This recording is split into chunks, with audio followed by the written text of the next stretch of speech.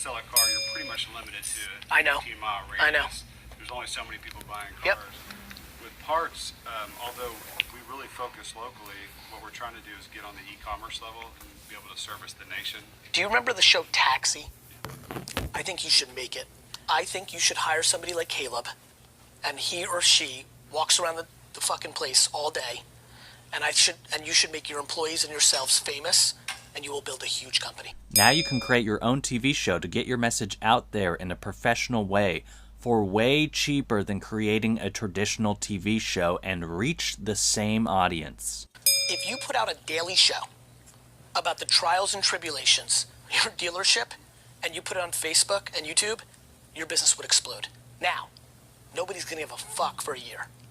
So for a year, you're gonna put some real money in, but it's a hell of a lot better than the bullshit advertising you're doing now in the paper and billboards and radio. That sounds like a massive opportunity for any business. Are you an attorney? You can create ads and even a show sharing your legal advice or case studies.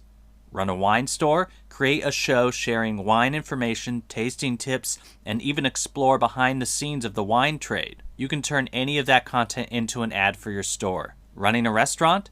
Now you can have a show once a week about the behind-the-scenes excitement of getting dishes out on time, serving happy customers, and finding the best ingredients. We already know these shows are popular. A show following your current project can be made with minimal investment, and again, any of this content can be turned into an ad for your product or services. You know right now that you have one employee that's a real character, and that becomes your fucking, Fonz.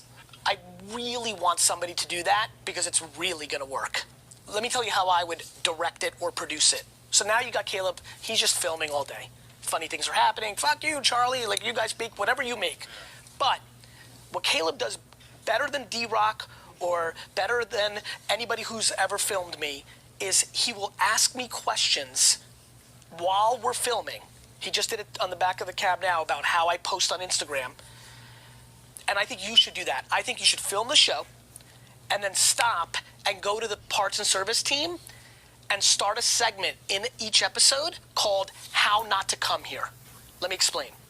If you have a segment that's 2 minutes long, it's a show, but then it stops, and there's like now an information piece in the middle of it, where the people that do parts and service for you tell the viewers at home how not to come to the auto body shop, because the amount of people that come to parts and services when they could have done something very simple at home, but they're like me and have no when I tell you I have no fucking idea, I'd rather throw my car in the garbage than figure out how to fix it.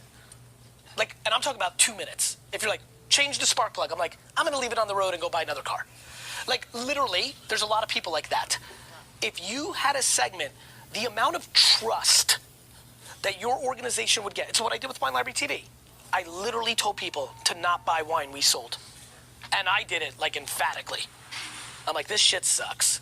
If you did that, it would change your business. And then you'd be able to chop out that little piece and do it as a separate 1-minute video on Instagram. You see where I'm going? But that's how I would produce it.